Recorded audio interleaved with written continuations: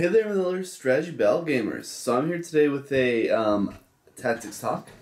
So basically I'm going to try the format a little bit differently today. So all I'm going to do is I'm going to go over the army, why I started it, kind of like how we did.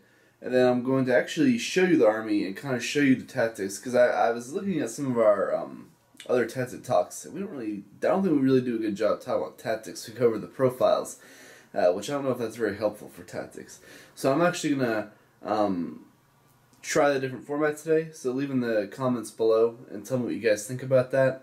And so yeah, basically I'll start. So the army of Fiefdoms is actually, in my opinion, one of the coolest looking armies in the game. They look awesome. Every model in it looks cool.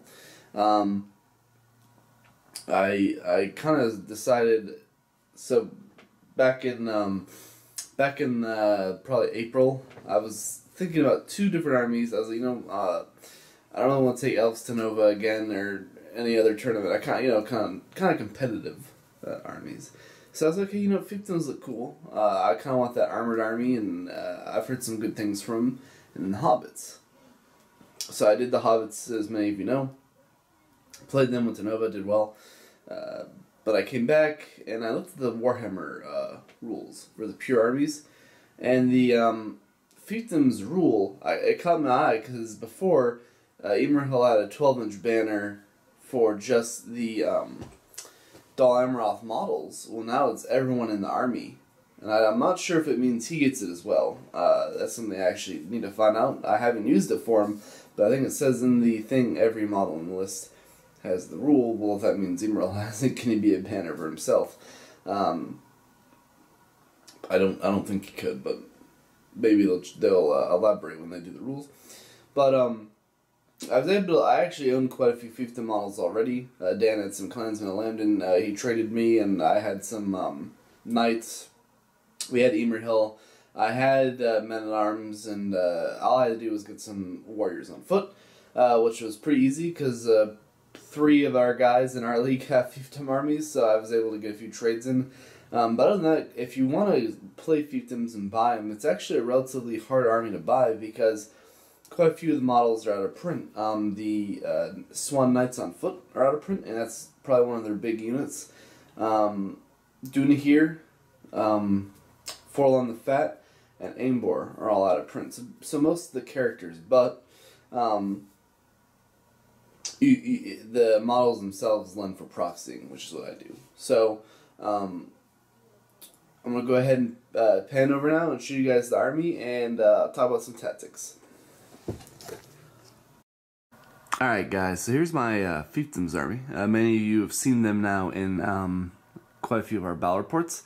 I've had quite a few games with them. I played them in a few games that weren't battle reports. One of the highlights, of course, is my Forlon the Fat mounted model. This guy's a beast. Basically, for my color scheme, I was going for a I kind of wanted them to look like medieval knights kind of thing, and I know that they had a lot of stripes, so I was kind of going red. Red's my favorite color, with a white stripe going across their armor. I did that with the Clansmen. I tried doing plaid on the Clansmen, but I'm not a really good painter, so I just did a white stripe.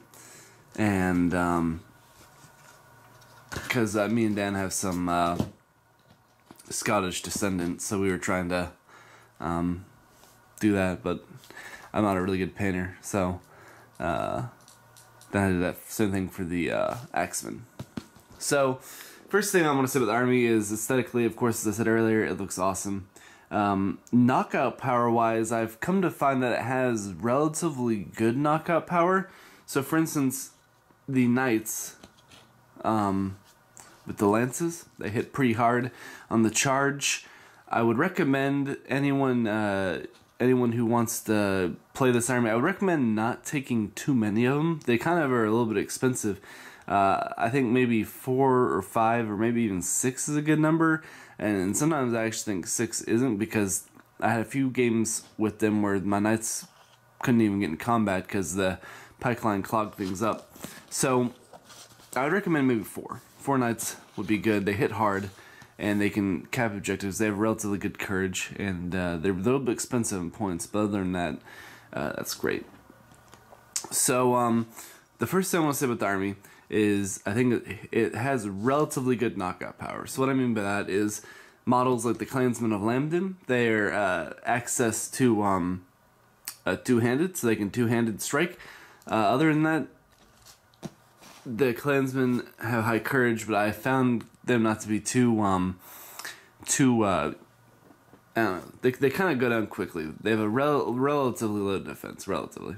Most of the army is relatively low for it's like a man kind of steel army, but it's higher than a lot of others. So, and then of course, the Axemen of Lotr, they can use their halberds to spear support, or they can go two-handed. And then of course, because they're an axe, they can piercing strike, so they can kill models relatively easily. In terms of like the infantry themselves have been relatively great for knockout power. So, painting over, these are the they never made an official model, and since Dune here is out of print, I've been using the banner as Dune here, and I've been using the hornblower, of course, as the hornblower.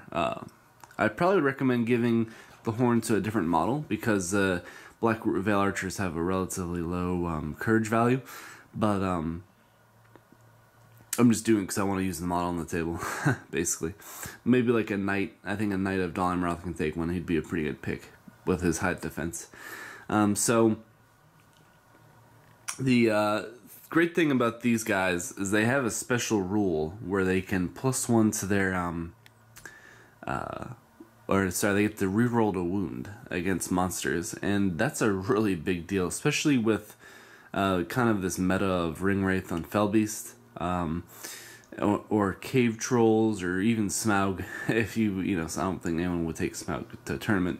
And this isn't necessarily for competitive play. Just I think a lot of people take Fellbeasts. They look cool, but the Blackroot Veil Archers are really hard to counter for. And rerolling a wound's a big deal, especially because you probably will hit the mount unless you get really lucky and roll a bunch of 5s and 6s on the chart.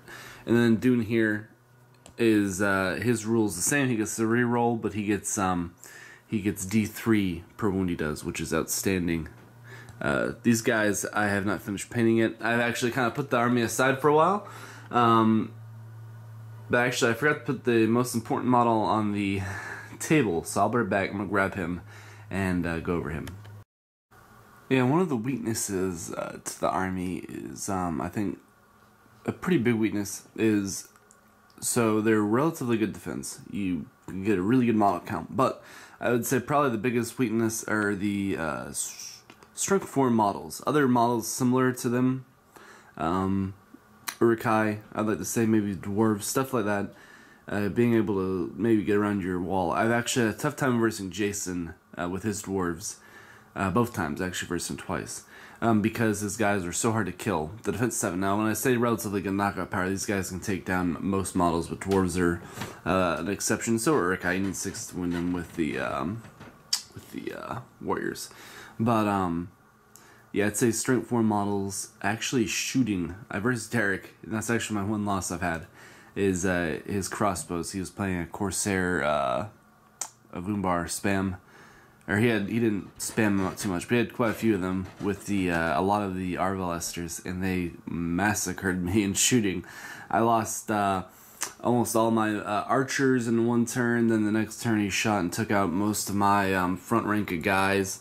And then when I got to him, he was able to trap him pretty easily with the Watchers. So that's something to think about. I would probably want to say elves would be pretty tough to versus these guys too, because of the fight 5. Elves are pretty tough for most people, except for maybe Urukai. Kind of these 2-attack armies are pretty good for elves, but I think these guys would have a pretty tough time with most elves.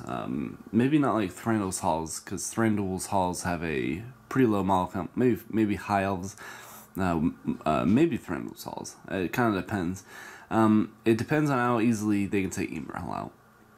But yeah, that's kind of what I've learned so far. I haven't had too many games with them. I've had enough to learn that Strength 4 is not their friend. 2-attack models aren't really their friends. Kind of things like that. So that's really their biggest weakness I've noticed. But other than that, they're pretty solid army. I'd have to play them a little more to maybe learn some of their smaller weaknesses. Alright guys, sorry about that. I forgot to put the most important model in the army down, which of course is Emerhill. So I'm going to move on to the heroes of this list. The warriors, like I said, they have relatively good knockout power, pretty good. The infantry actually packs a pretty good punch, especially with this pike line. And I've learned if, like other pike lines, I would actually think that's why these clansmen and axemen are really good, is you can actually expand your pike line to protect the flanks so models can't start trapping your pike line. Because we had quite a few practice games where Urukai, the Galadrim Court Guard, even this army can get trapped relatively easily. So actually having this expanded pike line has been a really good tactic. It's worked out really good for me. Okay, so going into the heroes. So these two heroes here. Emerhill is probably the most important hero on the list.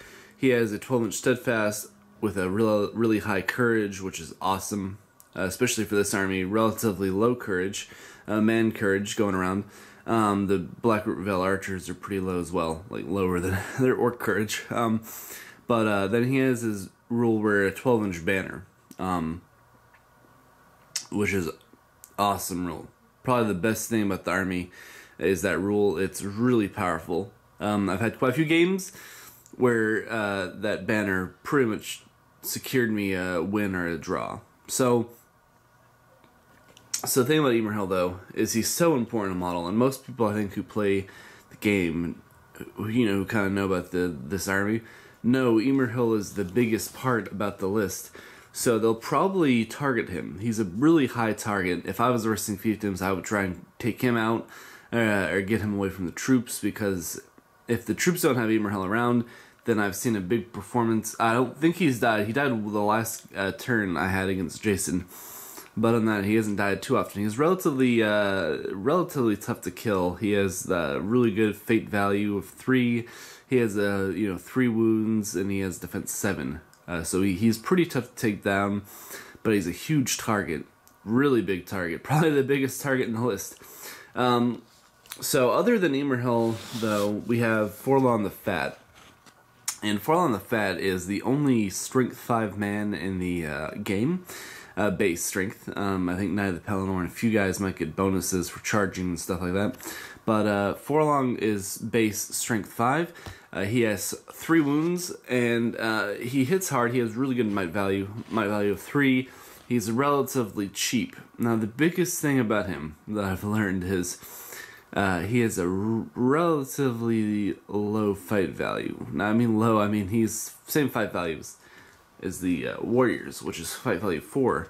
And that's a pretty tricky thing to get around, especially if you want to use him to go around doing heroic combats.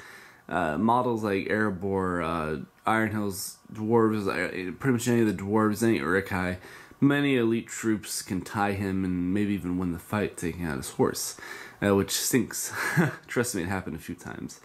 But yeah, so Forlong is also a must say. I would actually say out of all I would take all the characters in the list over the captains, because they're actually lend themselves to buffing troops, and I just think they're better.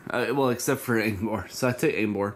I was trying him out, but since the Emerhill banner affects the whole army now, I think he's kind of a little more useless. Now, that's what I mean, but he has the same stats as a captain. Captain can take a horse. Captain can... he has 3 will, and he has 2 might, which is great, but... I don't know. I was thinking about swapping him out for a captain, personally. I think he's good, and I'm going to get the model when he comes back in print, hopefully. So that's all the stuff I think I've talked about. It's a really, really good army. It lends himself really well to the table, really well to painting, and it's actually pretty good. I've won 2, I've lost 1, and I've tied 1. Tying against a really tough opponent. So I might have won 3, I don't remember. Yeah, I won 3, sorry.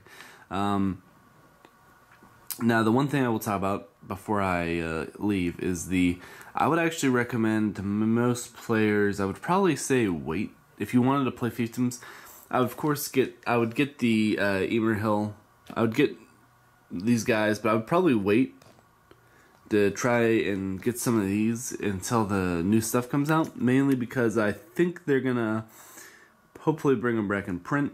Same thing with the characters. I probably wouldn't go on eBay and get it. I would probably just go and wait until the new Pelennor Field stuff comes out, because all these guys were present on the Pelennor. So that probably means we'll be getting some new models, maybe back in print, maybe new. So I hope you guys enjoyed this video. I like the way that we do this Tat better. I kind of took the idea from Jason, the way he's been doing his stuff, and I've been watching some of our old Tat talks, and it doesn't seem like we go over tactics too much, which I want to change. I want to actually share the way we play, and when you watch battle reports, you might be able to see it a little bit. So, alright guys, so please like, share, subscribe, and comment. Happy wargaming, and I'll see you in the next video.